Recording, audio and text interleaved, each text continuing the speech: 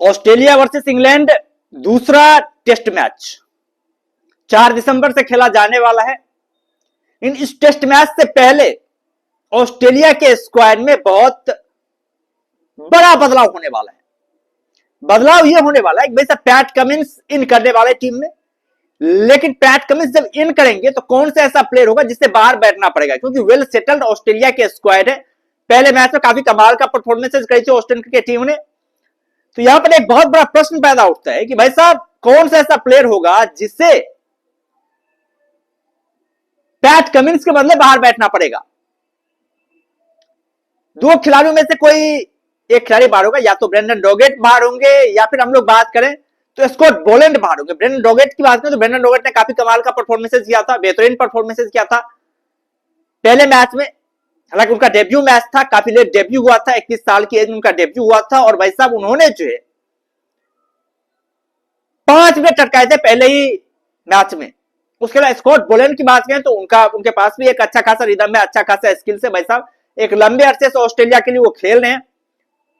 और Scott Boland की खासियत क्या है, जहां तक मैं अपने पॉइंट ऑफ व्यू से बात करूं तो स्कॉट बोलैंड की खासियत क्या है, भाई साहब वो पहले इनिंग के, हालांकि वो शानदार गेंदबाज ना हो, लेकिन दूसरे इनिंग में जब वो गेंदबाजी करते हैं ना तो भाई साहब बहुत ही खतरनाक गेंदबाज बन जाते हैं, बहुत ही जबरदस्त गेंदबाजी करते हैं। और उन्हें खेल पाना दूसरे इनिंग में जो मतलब आसान काम होता नहीं। आप लोगों ने पहले टेस्ट मैच में देखा था कि पहले इनिंग में वो विकेटलेस गए थे, लेकिन दूसरे इनिंग में उन्होंने 4 सफलताएं हासिल करी थी। तो काफी कमाल के गेंदबाज है, बेहतरीन गेंदबाज है। ऐसा भी नहीं है कि पहले इनिंग में पूरे तरीके से विकेट ही नहीं लेते, भाई पहले इनिंग में विकेट लेते, लेकिन दूसरे इनिंग में ज्यादा असरदार साबित होते हैं।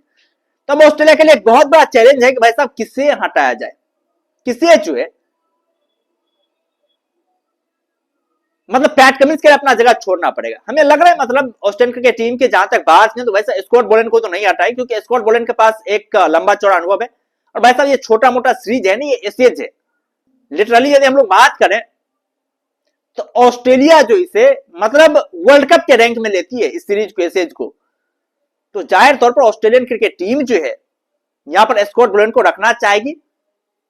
और इन्हें जो है ब्रेंडन डॉगेट को हो सकता है बाहर बैठना पड़ेगा। हालांकि ब्रेंडन डॉगेट ने पहले टेस्ट मैच में अपने कमाल की गेंदबाजी से अपने स्किल साबित किए। उन्होंने बताया कि भाई साहब ये आने वाले समय में ऑस्ट्रेलियन क्रिकेट टीम के सुपरस्टार गेंदबाज बनने वाले, काफी शानदार पेस है, काफी शानदार वेरिएशन है, लाइन लेंथ भी काफी कमाल की है, बहुत ही कमाल के गेंदबाज है भाई साहब ब्रेंडन डॉगेट।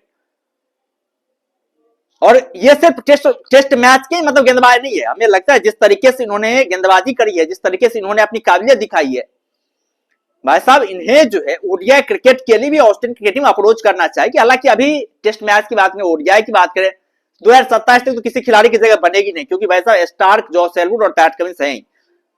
और इन तीनों गेंदबाज को रिप्लेस कर पाना उतना आसान काम है नहीं बॉस, क्योंकि ये वर्ल्ड क्लास गेंदबाज है भाई साहब। ये कितना भी हालांकि फ्लॉप परफॉर्मेंस ये लोग करते नहीं है, यदि ये by the way flop performances भी करें तो आप इस खिलाड़ी को हटाने के बारे में सोच भी नहीं पाएंगे, क्योंकि जितनी जबरदस्त गेंदबाजी इन्होंने करी है ऑस्ट्रेलियन क्रिकेट टीम के लिए, एक से बढ़कर के एक गेंदबाज है, एक से बढ़कर के एक गेंदबाज है। तीनों गेंदबाज की काबिलियत में कोई ये नहीं कह सकता कोई कम है कोई ज्यादा है, तीनों के तीनों गेंदबाजों काफी परफेक्ट है। पैट कमिंस काफी कमाल गेंदबाज हैं, मिचेल स्टार्क काफी कमाल गेंदबाज हैं, जॉस हेजलवुड की हम लोग बात नहीं कर सकते हैं। और ये तीनों गेंदबाज तो कम से कम 2027 के हम लोग वर्ल्ड टेस्ट चैंपियनशिप की बात करें, ओडीआई वर्ल्ड कप की बात करें, तो यहां तक तो ये दोनों गेंदबाज मिचेल स्टार्क और जॉस हेजलवुड कम से कम खेलने वाले हैं ही बहुत। उसके बाद से हो सकता है ये गेंदबाज रिटायरमेंट ले लें, उसके बाद से जो है आपका टीम में जगह फिक्स हो पाए। हालांकि अभी बैकअप के तौर पर यदि हम लोग बात करें तो हो सकता है ब्रेंडन डॉगेट को जो है आगे भी खिलाया जा सकता है, ओडीआई में भी इसे चांस मिल सकते हैं, क्योंकि ये उस टाइप के गेंदबाज हैं, उस टाइप के इनके पास रिदम है, उस तरह से इनके पास गति है, काफी कमाल के गेंदबाज है, बेहतरीन गेंदबाज है बॉस। हालांकि एक जमाना हमें याद आता है जब ऑस्ट्रेलियन क्रिकेट टीम में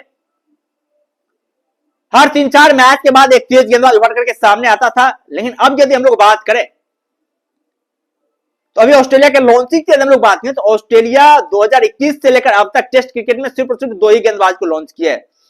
यह दबदबा बना करके रखा है पैट कमिंस, मिचेल स्टार्क और जॉस हेजलवुड ने। किसी गेंदबाज को ऐसा इन करने ही नहीं दिया, क्योंकि फिटनेस इनकी काफी कमाल की है, रेगुलर मैच खेलते हैं, लगातार मैचेस खेलते हैं, इंजरी बहुत कम होते हैं। दूसरा ये लोग फ्रेंचाइजी क्रिकेट भी बहुत कम खेलते हैं, आईपीएल को छोड़ किसी और फ्रेंचाइजी को तवज्जो ही नहीं देते भाई साहब, कोई और फ्रेंचाइजी खेलते ही नहीं है। जिससे इनका फिटनेस, इनका रिदम काफी शानदार रहता है। तो इसीलिए सिर्फ 2 ही गेंदबाज को मौका मिला, एक तो ब्रेंडन रॉगेट जिनका 2021 में जो एसएज हुआ था वहां पर इनका डेब्यू हुआ था, और दूसरा गेंदबाज ब्रेंडन रॉगेट जिसका डेब्यू 2025 में हुआ है।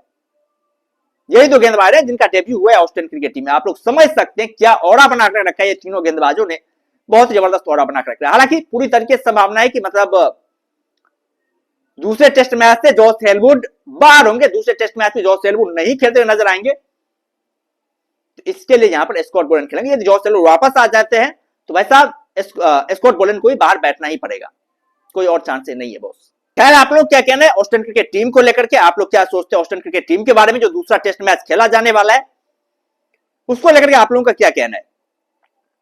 आप लोग क्या लगता है मतलब ब्रेंडन रॉगेट और स्कॉट बोलन में से कौन सा ऐसा गेंदबाज होगा जिसे बाहर बैठना पड़ेगा? मैं तो साफ तौर पर लग रहा है भाई साहब ब्रेंडन रॉगेट ही गेंदबाज होंगे जिसे बाहर बैठना पड़ेगा, क्योंकि स्कॉट बोलन को वैसा आप हटा नहीं सकते, क्योंकि एक लंबी अरसे से खेलने, एक लंबा चौड़ा तजुर्बा है, और सबसे बड़ी बात है क्या कि एसएज है भाई साहब यहां पर, मतलब ऑस्ट्रेलिया इसे बहुत ही सीरियसली लेती है बॉस, बहुत ही सीरियसली लेती है। इसमें तो वैसा हारने कोई चांस ही नहीं उठता है। तो उस तरह का ये सीरीज होता है, यहां पर ऑस्ट्रेलिया किसी भी तरह का कोई रिस्क नहीं लेना चाहेगी। ऑस्ट्रेलिया चाहिए कि वैसा पूरे दमखम के साथ उतरे, इंग्लैंड क्रिकेट टीम का जो बजबॉल का अंदाज है उस बजबॉल के अंदाज को रगड़ दें। बताया भी पहले टेस्ट मैच में मतलब ऑस्ट्रेलिया ने बताया भाई साहब क्या होता है, मतलब बजबॉल का अंदाज उन्होंने दिखाया, बजबॉल को असली क्रिकेट कैसे खिलाता है, असली आक्रामक खेल क्या होता है, ये ऑस्ट्रेलिया ने दिखाया। जिस तरीके से ट्रेविस हेड ने बल्लेबाजी करी, ऑथेंटिक बल्लेबाजी करी भाई साहब, क्या लेवल की बल्लेबाजी करी ट्रेविस हेड ने, काफी गदर मचा उन्होंने, काफी जबरदस्त बल्लेबाजी करी, और ऐसी बल्लेबाजी वैसा बहुत कम देखने को मिलता है। उस विकेट पर जहां भाई साहब बल्लेबाजों के लिए टिकना बहुत ही मुश्किल काम लग रहा है, जहां बल्लेबाज टिक नहीं पा रहे हैं, वहां पर भाई साहब चौथे इनिंग में आए ट्रेविस हेड, और सबसे खास बात क्या थी कि मतलब 3 इनिंग में 200 का आंकड़ा पार मतलब नहीं हुआ था, लेकिन उसके बाद से ट्रेविस हेड आए, और भाई साहब जिस तरीके से इस बंदे ने बल्लेबाजी करी, जो उन्होंने रिदम दिखाया, जो उन्होंने अप्रोच दिखाया, जिस स्टाइल के साथ बल्लेबाजी करी उस चौथे दिन के विकेट पर, अद्भुत और कल्पनीय असंभव बल्लेबाजी थी उन्होंने, और जिस तेजी से जिस आक्रामकता के साथ खेली गुरु, मतलब रगड़ करके रखती है इंग्लैंड क्रिकेट टीम को, बताया कि भाई साहब क्या कैसे मतलब बल्लेबाजी की जाती है, कैसे आक्रामक मोड से जो है बजबॉल क्रिकेट खेला जाता है, ये ट्रेविस हेड ने बताया। खैर आप लोग क्या कहना है ऑस्ट्रेलियन क्रिकेट टीम को लेकर के, ऑस्ट्रेलियन क्रिकेट टीम में बदलाव होने को लेकर के आप लोग क्या लगता है? आप लोग अपना राय जो कमेंट बॉक्स में दे सकते हैं, और यदि चैनल पर नए हैं तो चैनल को जरूर सब्सक्राइब कर सकते हैं, ताकि आने वाले वीडियोज की लेटेस्ट नोटिफिकेशन जो है आप लोगों तक पहुंचती रहे। बाद बाकी हम लोग फिर मिलते हैं नए वीडियोज के साथ, दमदार कंटेंट के साथ, बेहतरीन कंटेंट के साथ। तब तक के लिए धन्यवाद।